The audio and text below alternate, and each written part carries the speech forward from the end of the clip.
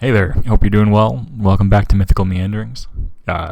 Just sitting here during the rainiest, dreariest day I think I've seen in many moons. So I thought, well, can't really get up to much, can't do much fun outside.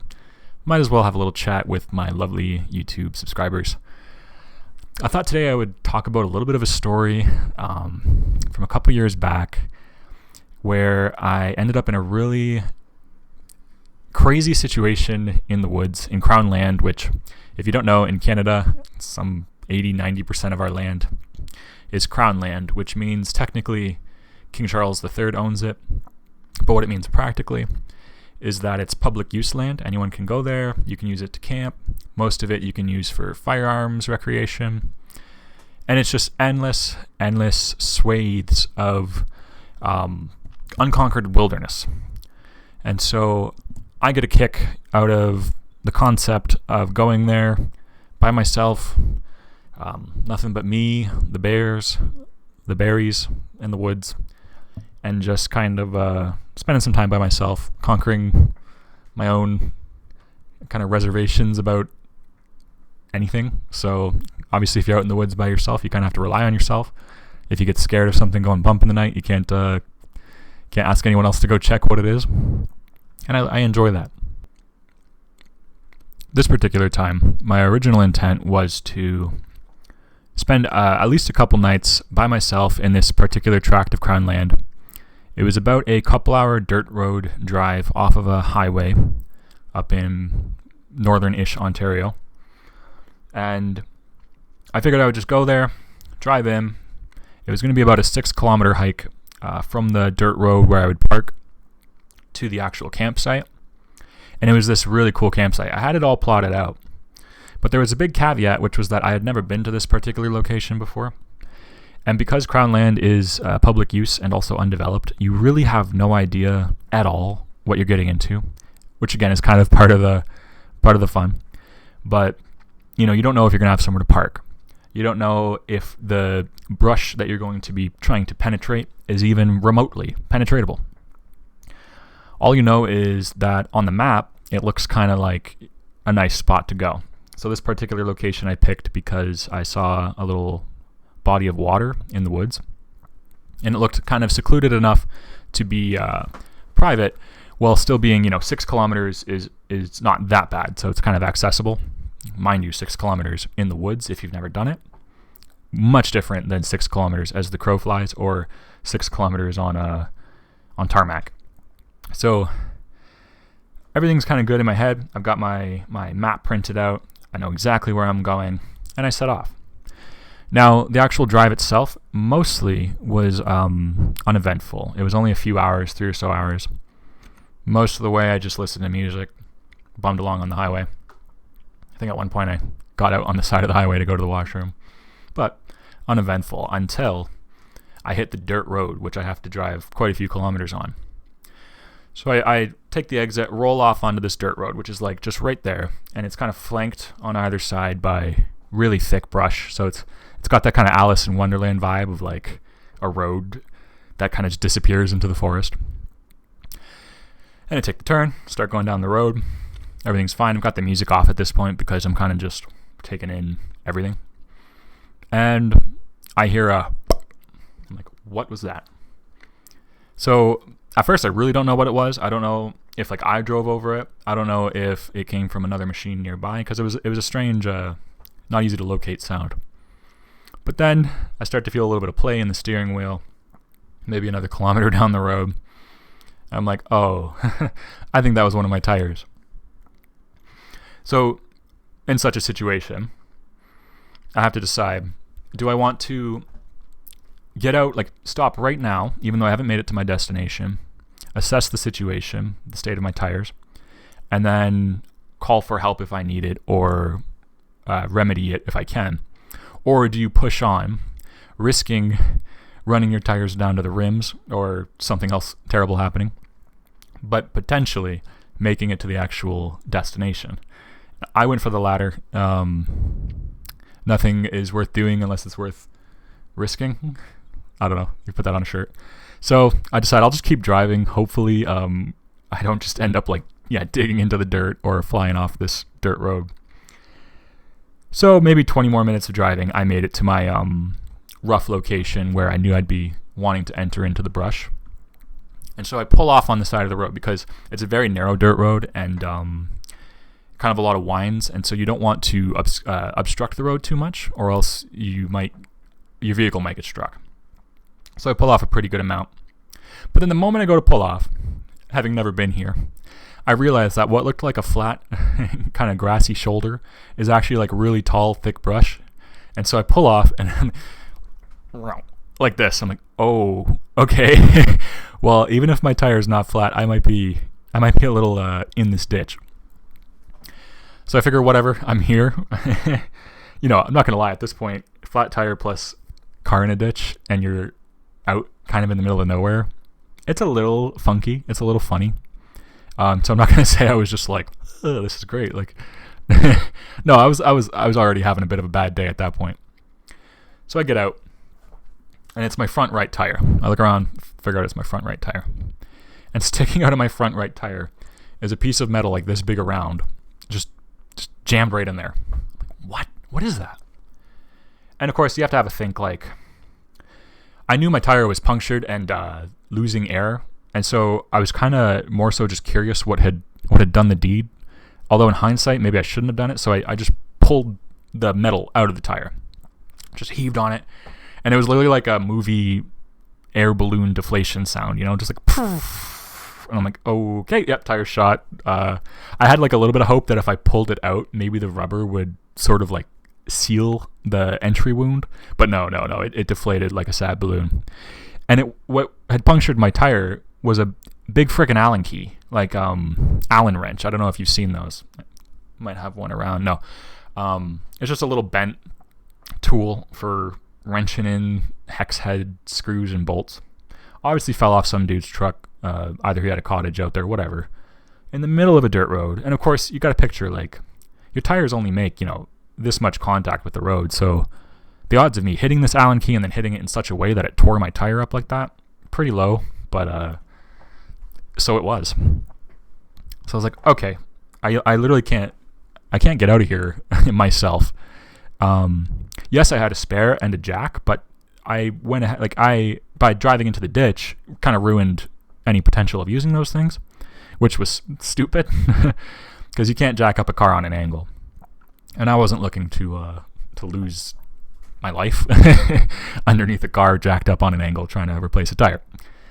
So I had a decision to make.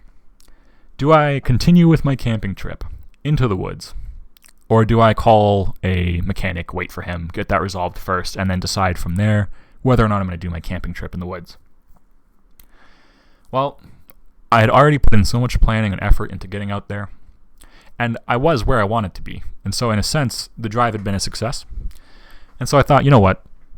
I can call the mechanic tomorrow. Let's at least get one night's rest, because I figured it's going to be hard to enjoy myself overall, knowing that my car is in such a state, but it's going to be even more crappy if I don't get to do anything in the woods.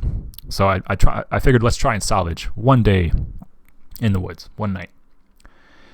Now, something I didn't mention is this was in the summer, and in Ontario/Canada, the summers can be very hot because though the temperature doesn't say reach like 40 degrees Celsius or something like it does out in the desert or like down in Argentina or something, it does get very humid and very hot at the same time. So 33 degrees Celsius on a very humid day, in my humble opinion, feels like 40 degrees Celsius in a non-humid area, if not even higher. And so the air temperature on this day was 33 degrees Celsius. And the humidity was over 80%. So this isn't ideal conditions to be heavily exerting yourself. But then added on top of that, the brush that I had now wrecked my car next to, which I would now be trying to trudge 6 kilometers through to get to my ultimate destination, the little waterway I want to camp next to, was so thick that you couldn't quite see the sun. So it was very dark bush. And it had this effect where all the moisture and humidity was trapped in this forest. It's like a terrarium effect, if you've heard of it. So there was just this radiating kind of, like you're in a greenhouse, this heat. And that's something that more than anything, more than the dirt road, more than the Allen key, is something I did not account for that I really should have accounted for. Because I brought a lot of stuff. Because I'm a big guy. I feel pretty confident in my ability to haul heavy things. And I've done it before professionally. Had to haul heavy things long distances on my back. And so I felt confident in my ability to get out there. But I also forgot, like, heat stroke. Heat stroke has nothing to do with how tough you are. It's just is what it is. And so I had a army green duffel bag full of stuff and a rucksack full of stuff. Both of them very heavy. So my initial plan was to, because I knew I technically could, was to hold the duffel bag in my arms while I have the backpack full. And then that kind of creates like a balanced weight situation where the heaviness pulling you backwards is balanced by the heaviness you have in your arms, and then you kind of end up bearing the load more efficiently. That was my plan. Once I got a feeling for that humidity, like, my face was just sticky, everything's sticky. I knew nothing was going to dry. I knew I was going to be very hot, very sweaty. I realized, like, okay, another decision.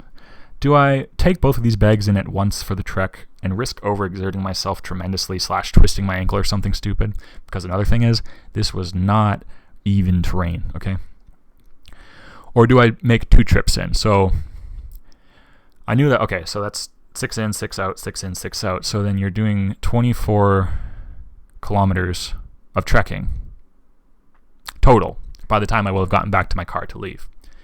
But I've done similar things, and so I was like, okay, I guess I'll give it a shot. And so I did like a tandem situation where I walked my green bag into the thick brush, 200 feet, set it down where I knew I would remember it. I have as I'm going along, I've got different methods that I use to keep track of where I am, because I'm very cognizant of the risk of getting lost in the woods. So, I'll take a knife and just carve little markers into trees, very small markers, not harming any wildlife. Or if I have orange tie-off tape, which I did, I'll tie off some orange tape. So everything was good in that sense. No risk of getting lost. So I did that, walked the bag in 200 feet, come back to the car, walk the backpack in 200 feet. Then from that point, walk the bag forward 200 feet and continue like that, taking breaks as I go. Or I should say taking really one break as I go. I didn't really realize as I was doing this, which is part of kind of the nature of the beast with heat stroke, that I was starting to feel a little less than stellar, and my internal temperature was getting a little too high. And so before I even realized it, I was starting to think like someone who has heat stroke and have the physical reactions of someone having heat stroke. But what really compounded all of this exertion, and this is a total fool's errand on my part, the maps I used to plan my route did not have elevation, didn't have anything to do with declination, elevation up and down, nothing. So the map is flat. And I should have known better, being an Ontarian. We have something called the Canadian Shield. So the rock surface is very close to the earth. Like, it's all granite and rock. There's not a lot of soil. And the terrain is like boom, boom, boom, boom, boom, everywhere. Like, this, you can't get a flat stretch of land to lie down in, barely. And so, my bad. Turns out it's not just 6 kilometers into the woods. It's 6 kilometers with one of those kilometers being like basically up a rocky hillside. Because what I didn't realize is the waterway I'm trying to reach is actually a dammed up beaver dam. So it is water and it exists, but it's not there naturally and it's not being held there naturally. And what it was is, so I came to this clearing, had a rest there, and then I continued the second half of my journey. And as I was getting closer to the waterway, I come into this clearing where I'm like, okay, I'm going to be approaching this waterway. I should be able to see it soon. I look and then it just goes up. But then I'm like, okay, well, that's not good. But on my map, there was it was water and then it had a river running from it. And I was like, well, water can't run uphill. So somewhere this water has to have made its way down, and there has to be kind of a way of ascending this hill to get up to where this basin of water is that I'm trying to camp next to. So if I've explained it correctly, yeah, there's a big water like body that I'm trying to get to, and then there's a little stream that runs out from it. Well, I walk along this hillside because it's too steep for me to climb, especially with my pack on, and then I find the stream where the stream runs out. And this is, of course, when I realize it's a beaver dam, because I can see the beaver dams going all the way up the stream as it goes up in elevation. Well, I've got to climb this freaking hill. And so at this point, I'm genuinely so exhausted that it's no longer carrying anything. It's more like pushing things and then pushing my own body up this hill. So some of the rocks are like waist height, right? And I'm over 6 feet. And these are big, big climbs. And I was basically just like lobbing myself over, like it's like when you have no power left in you, you're basically pulling your own body along. And then I would push the bag up and I would pull myself over. And then I went back and did it again with the backpack. Well, I get up to the top and I have photos here, and I finally find the sacred waterway, the goal, the thing that I went through all this trouble for. And what do I do as I'm confronted with this blissful scene of natural beauty? I vomit out everything in my stomach, all the water I'm drinking, the breakfast I had, everything. And at that point, it hits me like a ton of bricks. I'm like, my temperature. I'm not taking, like, this isn't good. I'm all by myself. My temperature is way too high. I need to get my temperature down because I'm aware right away it's heat stroke, right? Well, what better way to get your temperature down than to have yourself a little swim? So I looked around. I couldn't see evidence of anyone around. Currently, there was firearm residue everywhere. There were shells, bullet casings, etc. But no one was around currently. And so I strip down and I jump in this little body of water and have a little swim around the lake. And I can literally remember as I got in the water how cold it felt, and then how quickly peace of mind, like ability to think clearly, returned to me. And I remember just getting hit with the crazy realization of how stupid that was. How much I underestimated the challenge of getting that much weight. Because we're talking, I mean, it was very heavy. It was a very heavy amount of stuff I got out there. How stupid it was to bring that much kit and weight out that far over that rough a terrain in that kind of temperature. And so I had my little swim, and then I started thinking like, okay, well, just in case I do have any more issues, like if I pass out, whatever, I'll get out of the water. So I got out, and by this time it was maybe 3:00. I took a moment to calm down because the vomiting and the feeling I had in my body when that happened was very unpleasant. And when you're out in the middle of the woods where you could look in one direction and there's no human civilization forever, and you have a car that's non-functional and it starts to get a little unfun. But once I got my bug net on, because the bugs in Ontario are friggin' dreadful, I set myself to getting my tent set up because I knew that my energy levels were quite sapped. I took a real hard look at what I had just done and kind of just said, we're not making it back out of here today. Not likely under our own strength. I was quite weak at that point because all the food that was supposed to nourish me, all the water that was supposed to hydrate me had obviously been sitting in my heat stroke belly until I lost it. And so I kind of just had to make peace with how the trip was going. So what was intended to be an adventurous and joyful excursion, and a little bit of time by myself, maybe a little bit of spiritual seeking, and just kind of exploring, had really quickly become kind of serious. I had to take a little more care.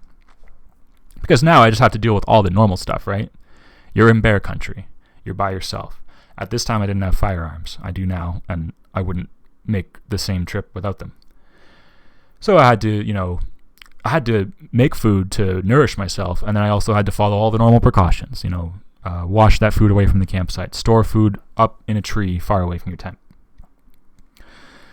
Well, by the time I got a fire going, got some food going, got the lay of the area a little bit, sun was starting to set, or starting to crest the tree line.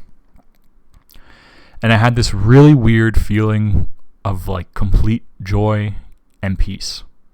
It was like this realization that even though I had gone through a lot of annoying stuff, and even though I'm like I got heat stroke, I'm not invincible. It was kind of really fun to push through it. And then there was this surreal, almost ethereal beauty to the place, especially as the sun started setting. And I was just, I don't know, really strangely happy. I remember laying in my tent because it was just a mesh top. I knew it wouldn't rain that night in all likelihood. And so I had the fly off, just could see the stars or see the sky. And I was just lying on my back. Now, mind you, I was that kind of tired at this point where, like, when you lie down, your body's just like, why would you ever get up again? Why do you make me so tired? And so, like, lying down just felt so good. And I could hear the water gently whooshing. I could hear the bugs. But it was really, really nice. And a couple times in the night, I heard Mr. Beaver, his tail, do the, like, crack outside. But overall, I had the most peaceful, like, almost I had no business having this peaceful of a sleep. I had the most peaceful sleep. And I woke up naturally with the light. Nothing, I looked around. There was no sign of any bear activity, nothing like that. So it was really good in that sense. I forgot to mention I had seen bear droppings on the way in on the trail. But that's not like, there's bears out there. It's not a question of if. There's 300% bears out there. So it's not like you see that and you're like, oh, I got to pick another route. It's like, no, I mean, hey, please don't eat me. Yeah, it was awesome. So I woke up, whipped up a quick breakfast. I was still feeling pretty weak. And so had a little assessment, thought, I brought way too much stuff out here. And so I took a tarp. I wrapped up a stool, a thing of tinfoil, some food, some different things, wrapped it up really good, tied it up with a rope, and I stashed it.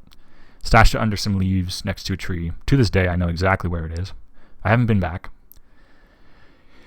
When I was stashing it, I remember thinking, should I really be putting food in here? Because I knew that if I put food in there, that Boo Boo Bear is going to find it eventually. So I'm sure if I go back, I'll just find like a bunch of tatters and the food will be gone. And maybe the stool will be okay unless the bear used it.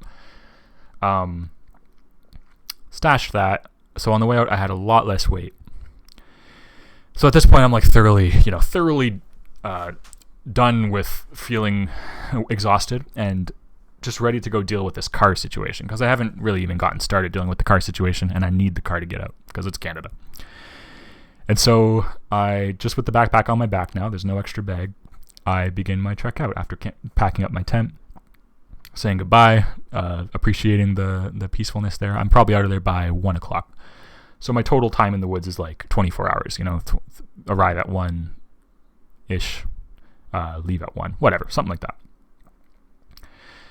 And then I get through the brush. I've got a big, mean machete because on the way in I realized that this is like thick foliage. So I had been working with that both ways, on the way in and on the way out. And then I'm like, okay, I was a little bit worried about getting lost because I had been so out of it on the way in, but it actually went fine. I lost a knife though. I lost a couple things. Again, heat stroke. I wasn't thinking too clearly. I find my way out, follow the trail. I merge out onto the road with this machete, and there is these two dudes with their truck, the most Canadian hockey bro looking dudes, kind of looking at my car trying to see what's going on, because they're probably thinking someone's not okay, right? They could see the flat tire. They could see that it was banked in a ditch. And so I'm like, I walked out, and at this point I had the big beard. And I could see as soon as they looked at me, their first thought was like, oh, okay, this might not be a safe person. And I was immediately aware of that. And so I just like dropped the machete. And then I was like, well, that also kind of looks weird because, I mean, a machete is a useful tool. I had every right to have a machete, but it was okay. And then he was like, hey there, bud, you doing okay? And I'm like, yeah, my car was flat tired, but I was just in there camping. I'm good. I'm just going to call the mechanic. And like, oh, you sure? We've got blah, blah, blah. We can help you out. And at that point, they were really friendly. I just didn't want to bother them. And I knew that like I could get myself out of there as long as I could get in contact with the mechanic. So I was just like, just give me a second. I'm going to make sure I can get phone signal. And as long as I can get phone signal, you guys are fine. And basically I sat in my car, rung the guy. First mechanic I called wouldn't even service the area because it was too far out. Called another guy. He's like, okay, I can be there in like 2 hours. Okay, so I wave out the window to the guys waiting just down the dirt road, and they're like, alrighty. And they drive on to their cottage. And so I'm sitting there, and I'm listening to the sounds of nature in my car, fully exhausted, because now I have to, once this all gets resolved, I have to drive home 3 hours. And then those guys come back from their cottage, and they're like, are you sure you're okay, buddy? I'm like, no, yeah, he should be here anytime. And then literally as they were checking on me, the tow truck came veering around the corner. I don't know how long it had actually been that I waited there. So buddy is like shocked that I've gotten myself into such a situation. He's like, well, okay, your tire is flat, but also you're in a ditch. I'm like, I know. I drove the car into the ditch. Oh, yeah, well, okay, that'll be $300. Okay, I actually was kind of surprised it wasn't more. So buddy gets me out of the ditch, gets my tire changed, and I got to tell you, when that was done, when my car was mobile, it was such a good feeling, because before then it was so up in the air how this would go and also how much he would charge me. I was very worried about like an $1,000 charge, especially because he had to drive. You know, it's not like he could take another tow somewhere else and just like do multiple tows on the route to come get me and make more money. No, he had to come bring his big ass tow truck all the way out to the middle of nowhere just to save my heat stroked ass. So I was happy that it worked out for only $300. He goes on his way. I kind of gather myself, double check I've got everything, even though I totally forgot a knife out there. I still regret that. A Mora Cans ball knife. I don't know if you know Mora knives, but Mora knives are very nice. So if anyone ever found my Mora Cans ball knife in the woods in Crown Land in Ontario, please return it. And I drive on out. And I'm like, what even just what kind of trip was that? I've had a lot more, many more, like successful trips. I'm not that bad of an outdoorsman, I promise. In fact, like I can be relatively capable in the woods. This was just a heck of a time, man. But it was also really fun. And then the really fun things with anything that's kind of hard like this or difficult in the moment is when you recall it, you smile all the wider. It's like you're just glad you got through it, and it's just a funny memory.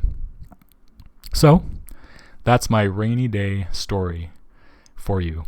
That's the time I went to the middle of nowhere, got heat stroke, went for a swim, went back out, got my flat tire repaired, and went home, which I hope that was incredibly invigorating to hear about. Yeah, thanks for listening. I hope you're doing well. Let me know if you like these kinds of videos where I just kind of talk about something a little more personal. Appreciate your support as always. This has been Mythical Meanderings. Have a good one, guys.